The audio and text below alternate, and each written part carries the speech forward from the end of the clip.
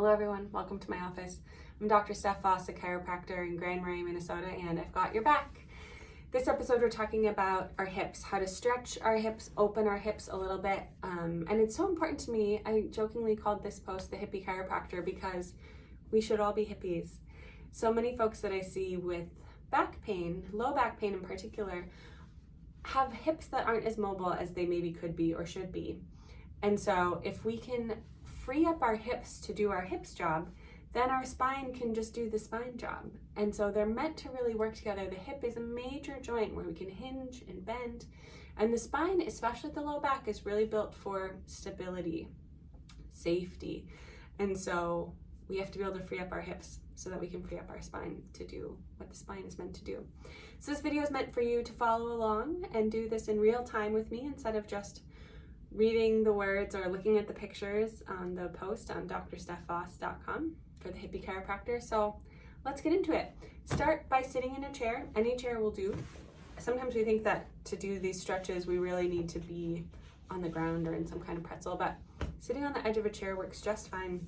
And you're going to grab one leg in and use the weight of your arms. You can lean back a little bit. Use the weight of your arms to swirl your leg around. We're just trying to get that leg bone in the hip socket, kind of floss out all the corners of it. So I'm using the strength of my arms, and it's not so much about one particular path that we have to trace. It's just, where are those sticky spots today? Because it'll change.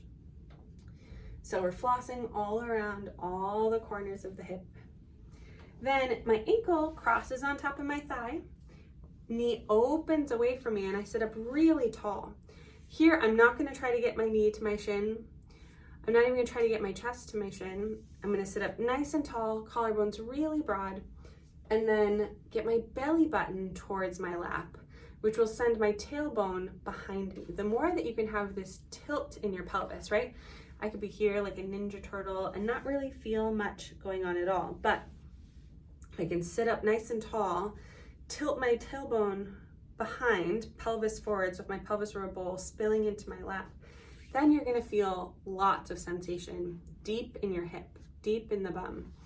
And that's what we want to feel here. So there's no need to practice slouching over. You can be really upright, really broad across the front body, and tipping the belly button forward, sending the tailbone back, get deep into the hip.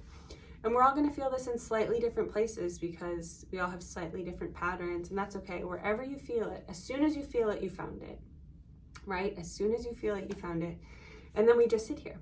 You don't want to push too hard. It shouldn't be wildly uncomfortable that after 5 or 6 seconds, you're like, okay, I got to get out. You want to be at a point where you can let this unfold over a period of time. You can also play with some of the sensation by taking this bottom knee either a little bit more towards the middle or a little bit further away.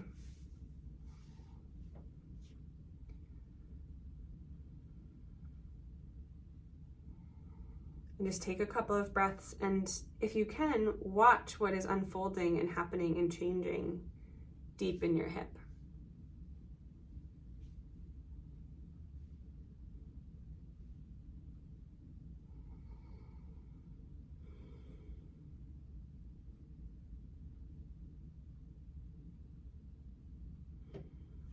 Then we'll switch. Sit up nice and tall, let your leg go, and notice how you feel side to side. You might wiggle around a little bit and see what feels different already.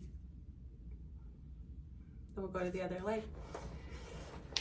Opposite leg comes in. Start with a nice tight hug, and then just swoosh around, looking for sticky spots. I'm trying to use the weight of my arms as much as possible so that my leg can be relaxed, and I'm really focusing on where my leg joins my pelvis.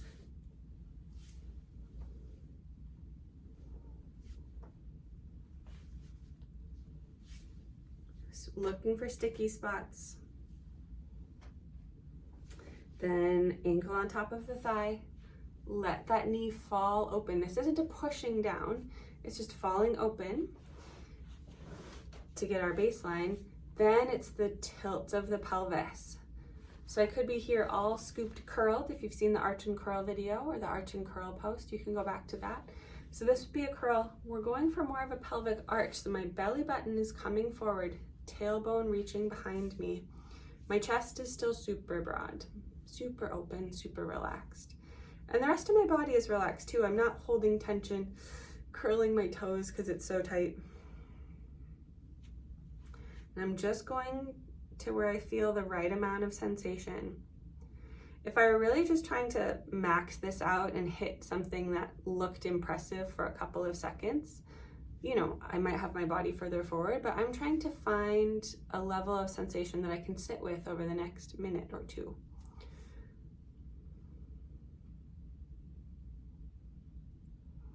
And I can lean my body a little bit one way, a little bit the other. I can move my bottom leg a little bit, but trust what you're feeling. It's one of the most important things I can hand off to you or ask you to nurture in yourself is listening, trusting that voice that comes up on the inside.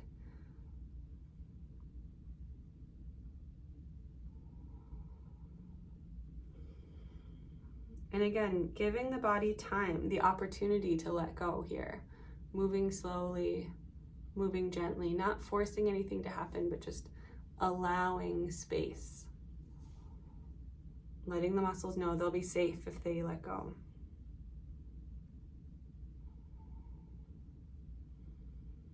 So we take nice deep breaths, we soften our face, soften the rest of the body. And maybe you'll feel something let go a little bit and you want to move just a little bit further than after that new space opened up.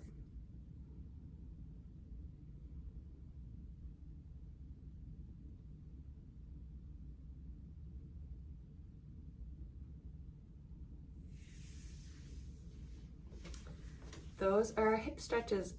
My other favorite tip for hips is to use a tennis ball. Put it underneath your hips. You can do it down the back of your hamstring even.